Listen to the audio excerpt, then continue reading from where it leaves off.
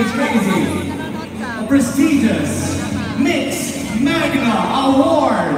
And notably, one of the few artists who has won an award for every single album release. That is excellence. And he truly deserves to be recognized as an OPM icon and one of the best Filipino rappers of all time. Here to set the stage ablaze, wala siyang apelido. James! I love you, James! You got bars though. You got the swag.